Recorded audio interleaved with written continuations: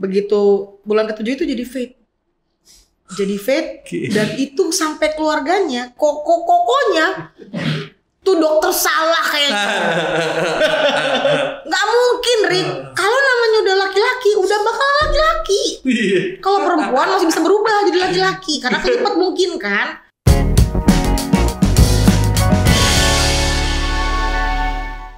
Oke, Kak Leni dan Kak Riki nih. Nah, kita udah ngomongin tentang yang namanya sakit pembadunya. Kita belum ngalami ada kemarin mendengar cerita juga nih, ada sebuah miracle lagi, mujizat yang Kak Leni, khususnya Kak Leni, alamin. Yaitu adalah merindu punya anak wanita. Cewek. Karena anak pertama miracle cowok gitu kan, dengan segala sesuatunya yang Tuhan ini. Nah, sekarang mau dapat anak perempuan, nah itu gimana Kak ceritanya? Nah, kalau udah terrealisasi nih anak perempuan yang ada Faith. Halo. Jadi itu kita nikah 2012, terus 2014 Tuhan kasih miracle. Iya. Cucu dari papanya Korik itu cowok semua. Semua Cowok. Dari anak pertama kakak cowok. Semua cowok. Gak ada yang cewek. Cowok. Jadi semua. dari 8 orang cucu, semua cowok pokoknya, cowok semua. Nah, pas sambil dia bulan keempat kalau nggak salah dokter udah mulai lihat nih, kayaknya laki-laki nih. Kita ke salah satu rumah sakit ya, bukan di klinik. Jadi alat pendeteksinya tuh udah pasti akurat. Bagus lah ya. Iya. Benar. Itu bulan keempat dokternya bilang ini kayaknya cowok nih. Baru kayaknya Bu. Kita lihat aja nanti bulan depannya kan sebulan sekali tuh kontrolnya kan. Iya. Bulan kelima mulai makin jelas kan, makin kelihatan nih. Iya nih kayaknya cowok nih Bu. Iya. Ini kayak Monas nih. Nah, iya tuh kan? Ini kan udah mulai kelihatan kan. Tuh. Ini kayaknya mulai Monas nih. Tapi ntar kita fix lagi ya di bulan ke-6. Itu udah makin jelas tuh ya. Kan kalau 5 bulan itu bayi tuh sudah terbentuk semuanya. Udah berbentuk. Biasanya 4 bulan udah bisa. Udah 4-5 bulan udah kelihatan ya. Nando anaknya Nando umur berapa tuh? 4 bulan tuh udah kelihatan. Iya, gitu. iya kan udah mulai ini gak ada jenis monasnya ya. Gitu. Oh iya gitu. Gitu tuh. 5 bulan dokter udah mulai laki-laki. Masuk ke 6 bulan sama jawabannya. Aku pun tetap tanya tiap bulan sampai suamiku bilang, "Mom, jangan nanya kelamin dulu sama dokternya." Kan di buku kehamilan kan udah dicatat. Iya. Nggak apa-apa Pak, kata dokternya. Cek lagi, cowok. Ada monasnya lagi. Dan kalau ketemu teman-teman di gereja dimanapun, papa mama almarhum mamanya juga dulu semua. Beberapa hamba Tuhan juga sama. "Nen gimana? Apa dedeknya?" Gitu. Cowok om, ya kan nggak bohong dong cowok. Masa cowok gue bilang cewek kan nggak mungkin. Cowok om, semua orang nanya cowok. Terus sampai mamanya pun sampai ngelus-ngelus. Udah nggak apa-apa, cowok lagi. Bersyukur. Dulu kan nggak bisa punya anak. Iya. Ya kan? Sekarang dikasih anak sama Tuhan, udah ngucap syukur aja, nggak penting kelaminnya. Yang penting dia sehat. Ya kan? Mamanya Koreki bilang gitu, almarhum yang dulu kan, sebelum meninggal. Udah. Dan semua teman-teman rohani pun ngomongnya sama, nggak salah. Iya. Nggak apa-apa udah Kak, yang penting kan bisa punya anak. Ya kan? Dulu kan udah dulu banget pengen punya anak, sekarang udahlah. Bersyukur aja sama apa yang Tuhan kasih. Iya kok nggak apa-apa, tapi hatiku nggak. Depan mereka semua aku bilang iya. Hatiku no. Aku selalu bilang gini, iya nggak apa-apa. Tapi kan gue nggak salah kalau minta. Kan firman Tuhan bilang, mintalah, carilah, ketuklah. Gue anak loh. Iya. Kok gue nggak boleh minta? Bedain mana lo minta, mana lo bersungut-sungut. Oke. Tuhan aku minta handphone. Lo gak spesifik minta handphonenya. Doa sama Tuhan tuh spesifik guys. Iya. Ntar dikasih Nokia jadul lagi. Ya gak mau yang ini. Nah itu bersungut-sungut. Iya dong. Lo dikasih handphone lo bersungut-sungut. Gak mau yang ini. Nah aku minta, Tuhan ini mau punya anak perempuan. Boleh gak? Itu pun karena perkataan banyak orang mungkin ya. Iya. Jadi ragu.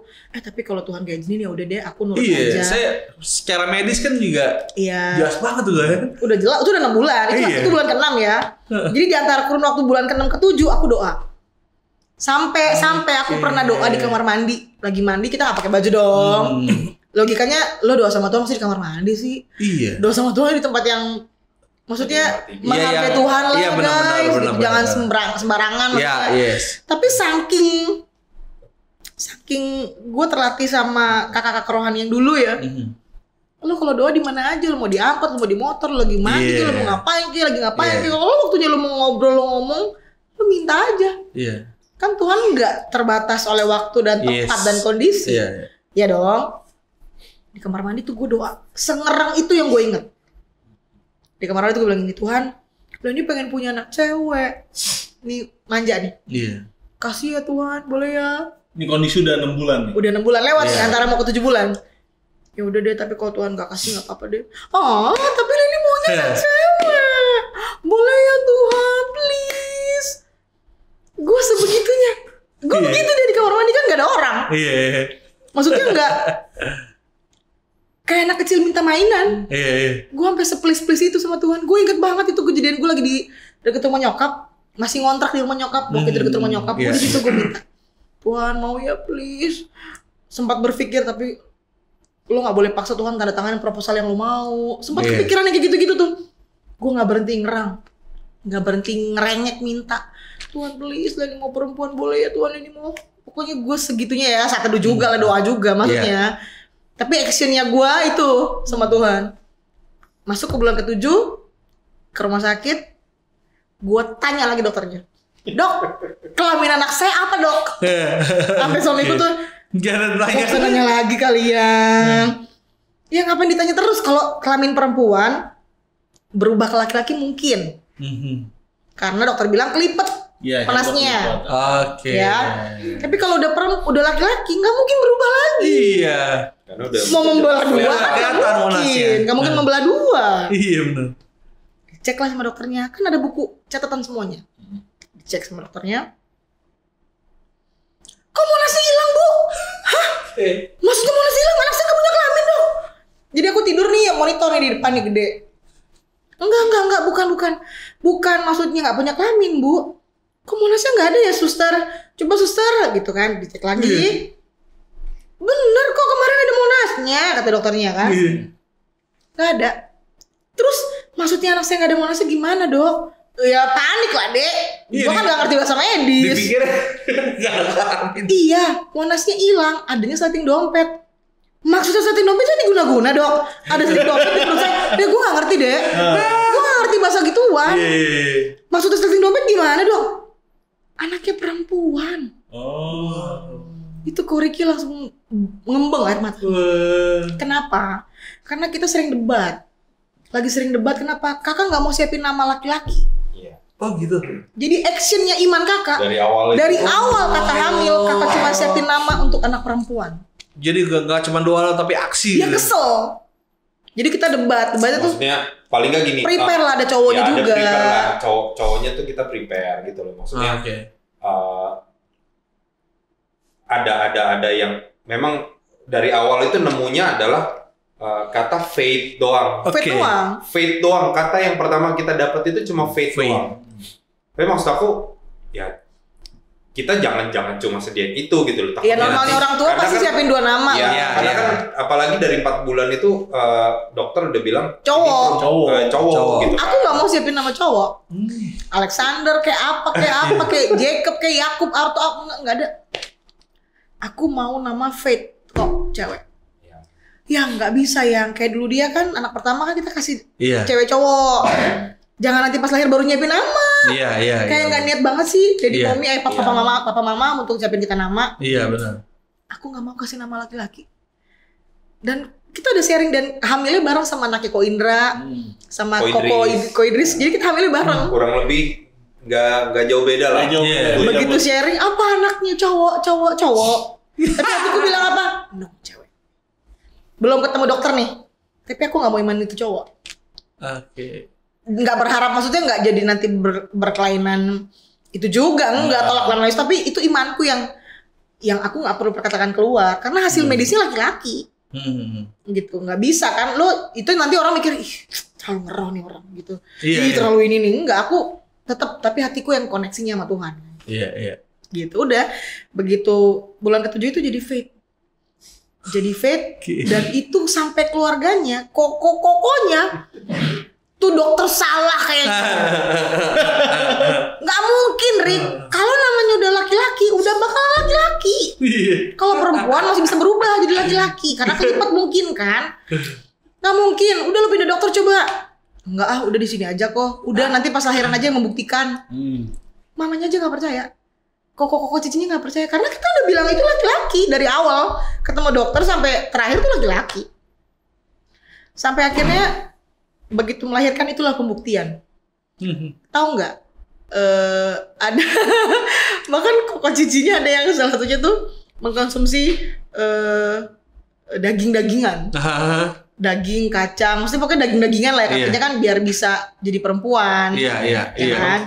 Diproses gitu maksudnya secara kedokteran kan ada benar, itu ada. Bagaimana cara punya anak laki-laki bagaimana? Iya benar. Ada caranya, cara medis ada, teknik atau gimana. Tapi kan semua kembali ke Tuhan. Iya benar. Manusia cuma bisa berusaha, selebihnya kehendak Tuhan yang jadi. Betul. Nah, udah sampai akhirnya waktu tiba lahiran. Jadi kokonya dia lahirnya 3 Maret, Fate 11 Maret. Kokonya satu lagi 1 Mei. Bareng hamilnya. Kokonya dia yang 3 Maret laki-laki. Kokonya dia juga yang 1 Mei laki-laki. Dan kita yang 11 Maret perempuan. Wow. Itu pembuktian betul-betul. Gila beneran cewek, Len. Cewek kok. Terus akhirnya aku tanya. Terus dia makanya kenapa ngembeng air mata itu. Iya. Untuk kesekian kalinya dia lihat istrinya bertarung sama imannya.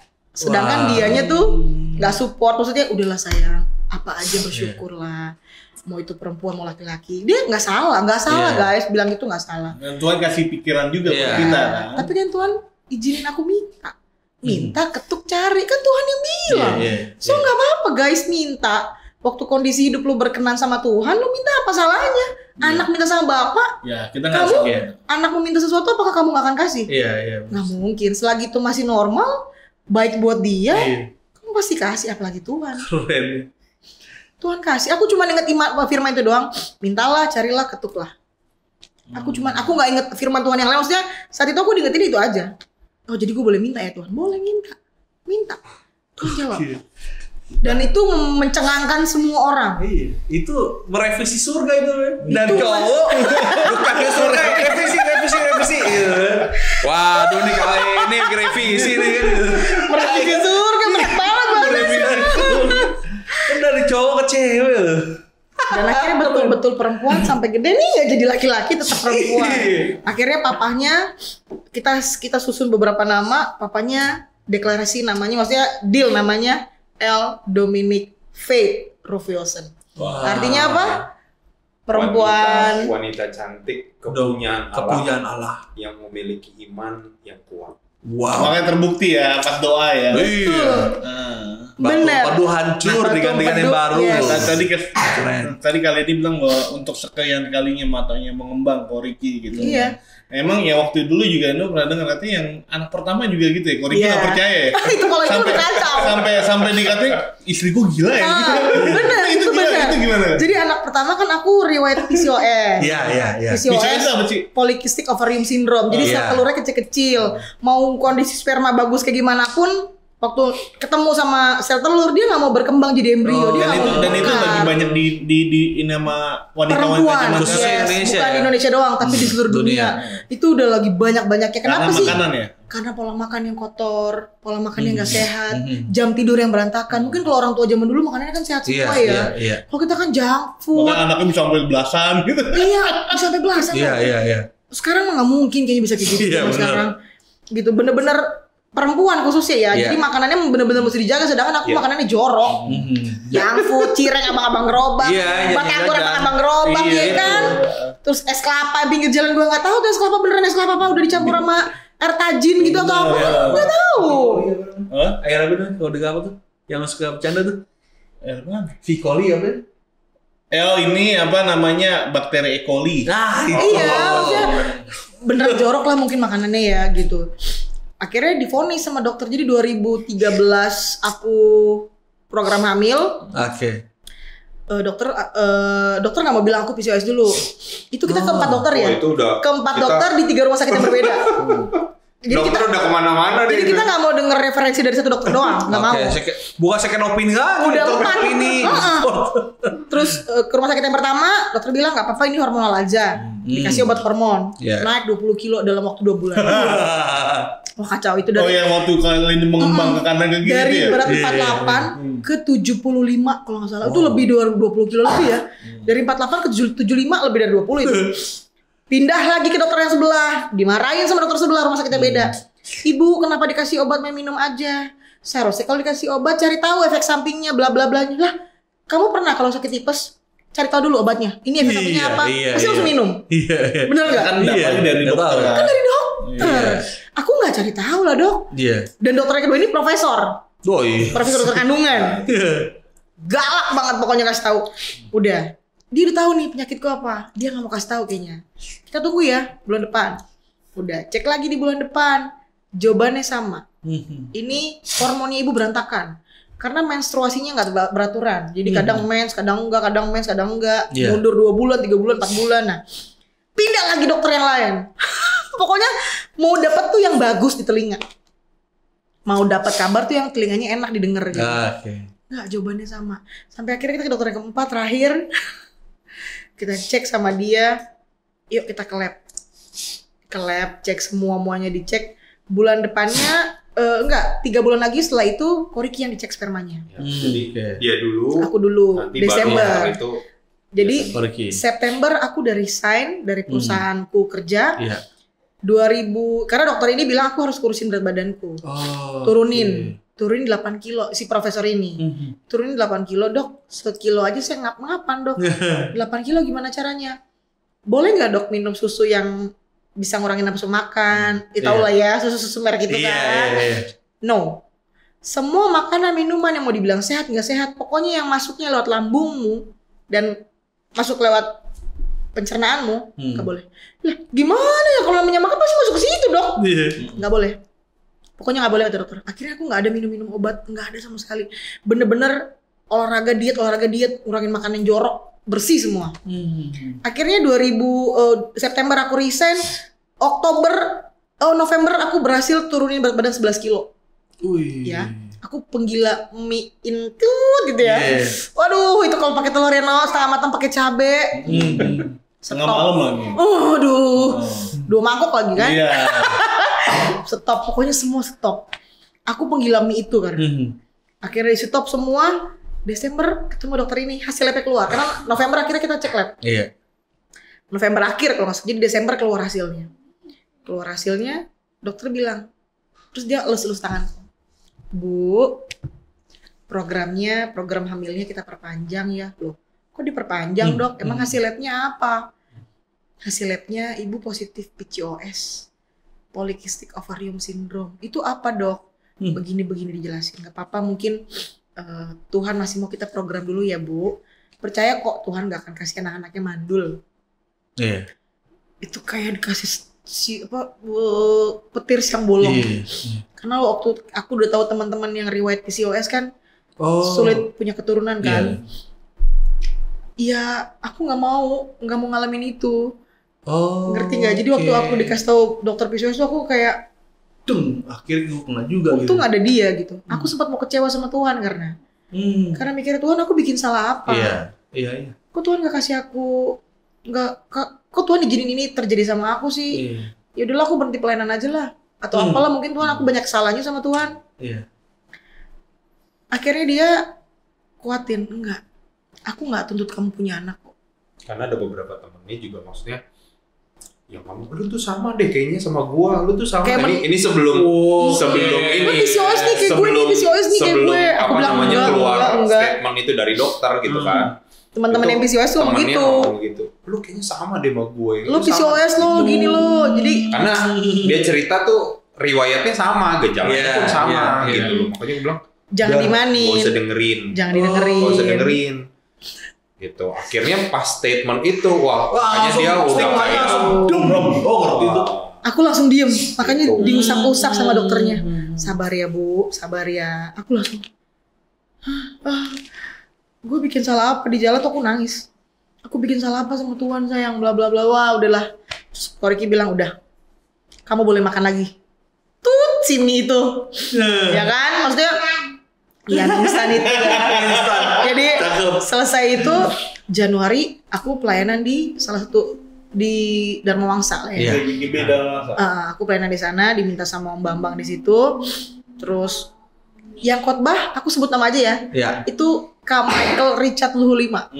Oh, Kak Michael Luhulima. Dia khotbah di situ. Waktu itu aku udah di mimbar semua nih. Tiba-tiba altar call kan. Kan kalau altar call paling kita bantu untuk kecer aja kan, untuk nangkepin aja, megangin. Enggak. Ini Kak Michael dengan jelas bilang, "Leni, Ricky turun." Dipanggil. Oh my god. Kita kenapa ya, guys gitu. Tuh, udah turun akhirnya dari mimbar turun. Dipegang tangannya sama Kak Michael berdua. Dia cuma bilang gini, "Leni, Ricky, hadirkan hadirat Tuhan dalam rumahmu. Nanti Tuhan kasih keturunan ilahi buat kalian." Dia nggak pernah kita curhatin. Si Kak Michael tuh nggak pernah dengar kita curhat, kita nggak bisa punya anak, nggak ambil. Awalnya nggak pernah sama sekali. Udah lama banget nggak ketemu Kak Michael malah ya, nggak pernah cerita sama sekali. Tapi detik itu dia bilang itu sama kakak. Oke Tuhan udah. Terus minggu depannya aku pelayanan di Lenteng Agung, GB Lenteng Agung. Nah dalam perjalanan pulang aku di motor nangis sama Tuhan. Karena waktu aku lagi mimpin pujian, aku nggak bisa rasain hadirat Tuhan. Aku nangis di motor, aku tanya Tuhan, kok aku nggak bisa ngerasain Tuhan tadi ya. Terus dengan sendiri tuh kayak tiba-tiba kayak bahasa roh keluar gitu aja gitu deh. Gue gak ngerti juga. Dan itu kenceng. Kakak teriak-teriak berbahasa roh sambil nangis. Jadi motor-motor di lampu merah tuh yang berhenti ngeliatin kita. Kira aku gila. Mbak kenapa nih? Kenapa ya? Pokoknya gitu deh. Gue udah gak inget kondisinya deh waktu itu. Pokoknya gue inget gue bersuara kencang banget saat itu. Begitu di jembatan Panus Juanda, tiba-tiba statement ini keluar. Tuhan, sekalipun aku gak dikasih keturunan di bumi, gak apa-apa deh Tuhan. Tapi jangan pernah ambil roh Tuhan dalam hidupku ya. Aku gak bisa rasain hampa, gak bisa rasain hadirat Tuhan. Dek, lu lagi mimpin pujian, lu gak bisa ngerasain Tuhan. Lu kayak lagi nyanyi di, mungkin di kafe atau di mana. Enggak aja deh. Dan lu nanti aku tuh 2 kali ibadah kalau gak salah kan. Iya. Dua-duanya gue gak bisa rasain hadirat Tuhan. There's something wrong kan? Sabtu kita pasti puasa. Hari Sabtu tuh imam musik pasti puasa untuk persiapan pelayanan minggu kan. Wah itu rasanya gak enak banget. Dan tiba-tiba statement itu keluar. Tuhan sekalipun aku gak, Tuhan izinin kasih keturunan di bumi gak apa-apa deh. Leni gak apa-apa. Asal jangan ambil roh Tuhan dalam hidup Leni. Leni gak mau. Kalau itu ditangkap iblis gimana? Gue gak pikirin. Aku gak pikirin mau ditangkap iblis kayak gak ditangkap iblis. Omongan itu murni aja keluar dari mulutku. Selesai itu kita praktekin apa yang Kak Michael Luhulima bilang. Kita tiap hari saat teduh memang kita nggak pernah saat teduh bareng. Saat teduhnya sendiri-sendiri. Kau Ricky pagi, aku malam. Dari merit mungkin udah kebiasa ya. Sendiri. Belum kebangun. Bener. 5 singlenya masih ini. Bener, nggak itu benar. Jadi dia pagi atau dia malam, aku pagi. Nggak pernah bareng gitu. Akhirnya dari hari itu aku taat dengerin dia khotbah, sharing firman. Dulu dia gak pinter-pinter banget kan bawa firman kan. Yang lebih dominan pinter ngomong tuh mungkin aku kali ya. Jadi denger Korking khotbah tuh dari Kejadian sampai Wahyu. Lu bayangin deh Kejadian imaman. Jadi udah bacain per pasal. Aku ngantuk tapi aku nunduk no. Aku taat. Oke Tuhan, yang cepetan yang masih lama enggak. Tenang dua pasal lagi. Oke. Nah, masih 3 poin nih. Dia bayangin ya Kejadian Keluaran. Mesti apalagi ratapan itu kan. Anak ini kan. Aduh. Oke, dengerin aja. Oke, udah taat. Itu Januari. April aku terlambat menstruasi. Jadi Januari tapi menstruasi tapi terlambat. Februari terlambat, Maret terlambat. Nah, April itu terlambat. April apa Maret ya sayang? Maret. Oh Maret ya, Maretnya terlambat. Karena pas aku sekalian. Koriki langsung bilang, tes pack. Aku enggak. Tes pack. Sayang dek, kita tiap bulan tes pack dulu hasilnya negatif. Sebenarnya buang-buang uang maksudnya. Bulan Maret itu jadwal aku kan dari tadi Desember. Kalian ini udah ini. Hasil udah keluar kan aku kan. Ya 3 bulan kemudian dia itu harus jadwalnya aku cek sperma. Jadi udah dijadwalin sama dokter nanti 3 bulan lagi April awal ya gitu ya. Oh iya oke dok gitu kan. Jadi ya pas Januari, Februari, Maret. Nah, aku terlambat lagi tuh. Gitu akhirnya Maret apa April kayaknya. Jadi Maret akhir. 16 Januari itu aku menstruasinya tanggal 13 Januari, aku masih inget tanggalnya. Januari, Februarinya itu 16 Februari. Maretnya 15 Maret. Jadi maju tuh. Nah, kalau menstruasinya maju, tandanya subur. 13 Januari, mundur nih, Februarinya 16, mundur 3 hari, telat. Maretnya itu 15. Berarti maju sehari dong. Kan 16 Februari ke 15 Maret. Aprilnya maju. Telat. Aprilnya telat. Korek langsung suruh cek test pack. Aku nggak mau, tapi Keke disuruh test pack. Begitu di test pack negatif. Korek taruh di atas mesin cuci. Akhirnya dia bikin mie instan. Dia bikin mie instan biar aku nggak depres. Jadi hiburannya itu mie instan ya. Aku mah nggak mahal-mahal guys, cukup dikasih mie instan udah happy. Pakai telur. Iya, itu doang. Dia masakin. Waktu kita dimasakin mie instan kan ada jeda waktu ya. Sedangkan akuratnya test pack itu paling cuma 30 menit kalau nggak salah. Lebih dari itu udah nggak benar hasilnya. Begitu dia nganterin mie instannya, dia mau ngambil minum ke dapur, ngelewatin tuh mesin cuci. Dia ambil tuh test pack, berubah hasilnya. Karena kita udah tungguin 15 menit, 10 sampai 15 menit, hasilnya nggak berubah, tetap negatif. Dan itu udah nggak mungkin deh. Test pack itu cepet kok. 10-15 menit udah ketahuan hasilnya. Kayak swab tuh biasanya. Garis 2 atau garis 1 cepet kok. Ini udah 30 menit kan dia masak Indomie lah, ngambil minum. Masak Indominya butuh berapa menit? Iya dong. Udah gak akurat ini. Dilihat garis 2. Artinya apa? Aku telepon temen yang baru hamil 3 minggu. Kak, ini hasil tes packku. Artinya apa? Wah, puji Tuhan kamu hamil. Karena gini, waktu aku lihat tuh garis 2-nya itu berbayang. Berbayang gak kereng. Biasanya kan yang satunya tuh kan kereng banget. Satunya itu biasanya kan kalau memang ini kan tebal juga gitu. Dan ini tipis sekali. Jadi maksudnya, ini benar nggak ya gitu? Kita coba confirm temen gitu kan, fotoin nih, itu kan fotoin. Puji Tuhan kamu hamil gini. Tapi aku masih nggak percaya. Masih ragu. Disuruh cepat-cepat ke dokter. Kita ke rumah sakit. Kamu tahu ketemu siapa? Ketemu dengan dokter yang naikin aku 20 kilo. Kita langsung wah jangan sama Dede nih. Kacau kalau mau diantar nih gimana nih yang ya di rumah sakit itu dokter kandungan yang ada dia doang. Nggak mau Korek tadinya. Akhirnya apa? Udah mau nggak mau. Yang penting dia dijagain aja lah. Ketemulah tuh dokter. Tahu dokternya bilang apa? Test packnya udah dipegang di dalam plastik kan. Kayak dia pegang. Kok janinnya nggak ada? Maksudnya nggak ada gimana dok? Iya, ini adanya kista. Kista kurang lebih 5 cm dia bilang. Kan bisa ditarik kan di monitor itu kan. Kan kalau di rumah sakit TV-nya kan depan kita kalau kita tiduran kan. Terus itu ditarik sama dia pakai garis di monitornya kurang lebih 5 cm panjangnya. Janinnya nggak ada, adanya kista. Dan hari itu dia kasih obat buat aku. Nanti 2 minggu lagi datang ke saya lagi ya. Enggak. Biar kita cek. 2 minggu lagi aku nggak mau. Aku bilang sama Korki kita cari dokter lain aja. Ya udah nanya kakak, nanya temen. Akhirnya ke rumah sakit yang berbeda. Rumah sakitnya pindah. Tapi itu dokter praktek di rumah sakit ini juga. Cuma kita nggak mau cari dia. Kita cari yang lain. Ada dokter yang lain gitu. Tapi selama kurun waktu 2 minggu itu, apa yang Korki lakukan?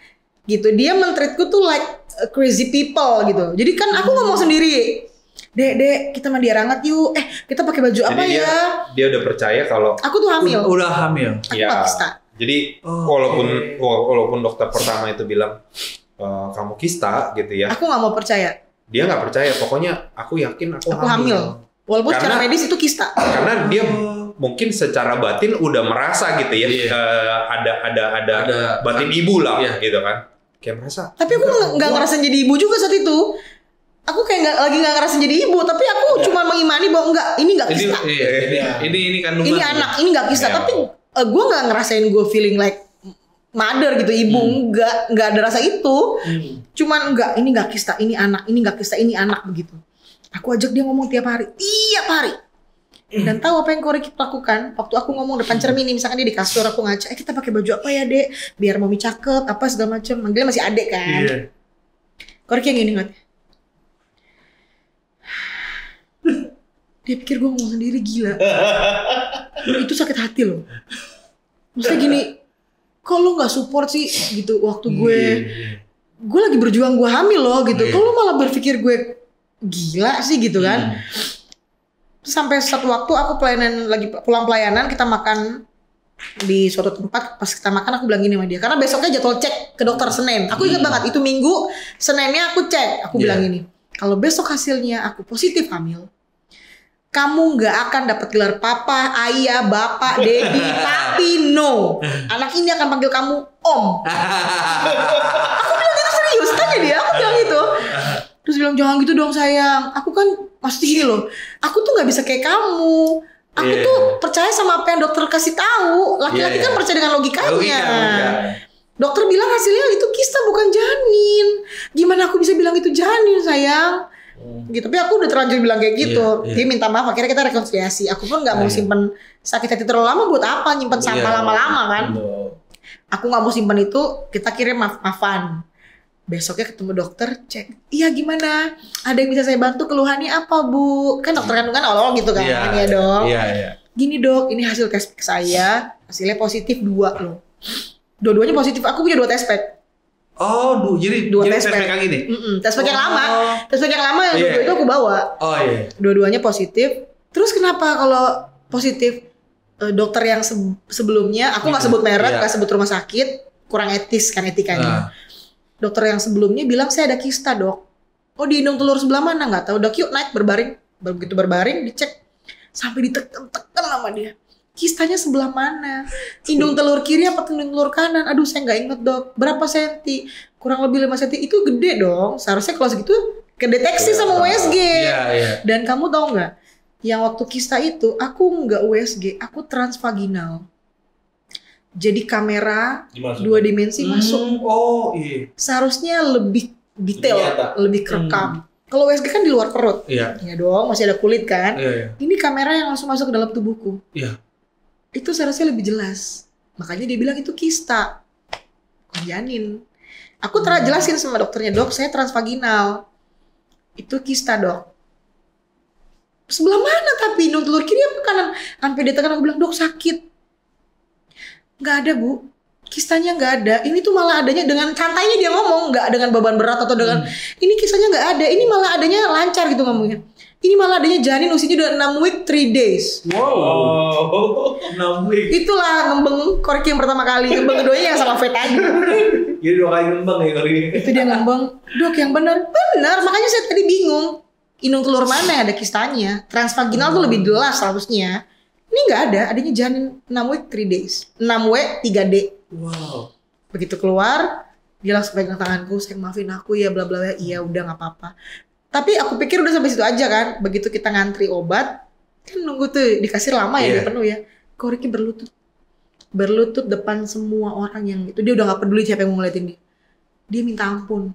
Sayang aku minta ampun ya, selama ini aku berpikir kamu gila. Maafin aku ya, aku udah lukain hati kamu segala macam. Aku bilang enggak usah minta ampun sama aku, minta ampun sama Tuhan. Porsinya aku minta maaf, minta ampun cuma sama Tuhan, enggak sama manusia menurutku saat itu ya. Terus udah, kista nggak ada, segala macam nggak ada, lahirlah Miracle. Makanya namanya Miracle. Namanya Miracle. Orang-orang bilang tapi kalau Miracle tuh nama perempuan kak, nggak peduli, nggak masalah. Biar dia bisa ceritain kejadian ini sampai dia besar, karena benar, sampai dia besar di kelas pun gurunya tanya. Kenapa namamu Miracle?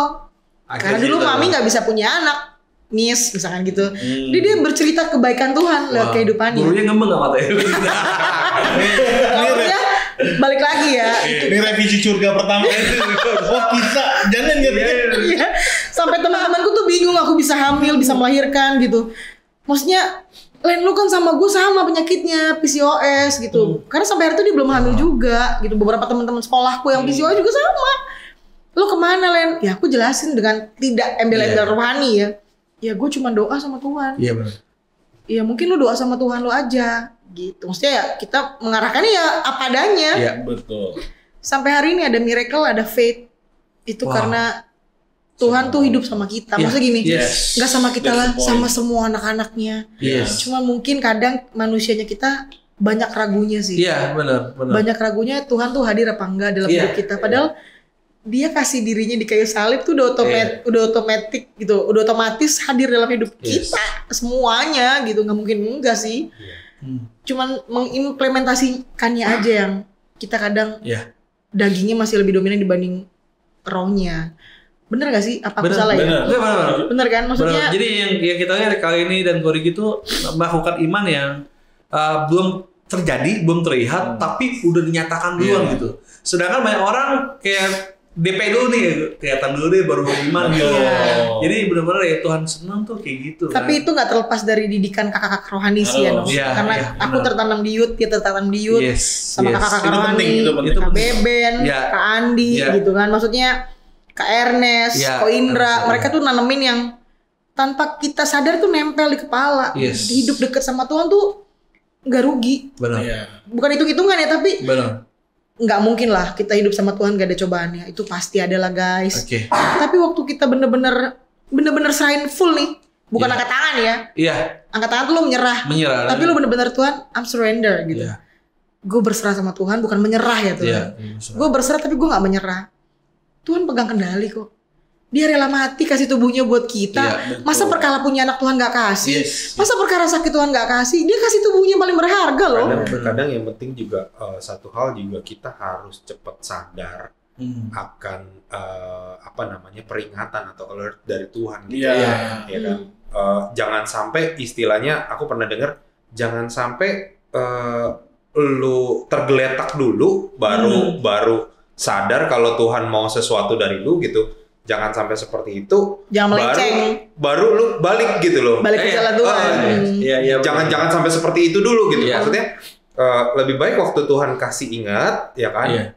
Oh lu udah sadar, oh ini Tuhan maunya ini gitu loh. Benar. Nah, kayak gitu-gitu juga kita harus maksudnya cepat peka gitu terhadap apa yang Tuhan sebenarnya mau gitu. Benar. Nah kita juga kalau aku sendiri sama Leni juga sering belajar terhadap hal itu.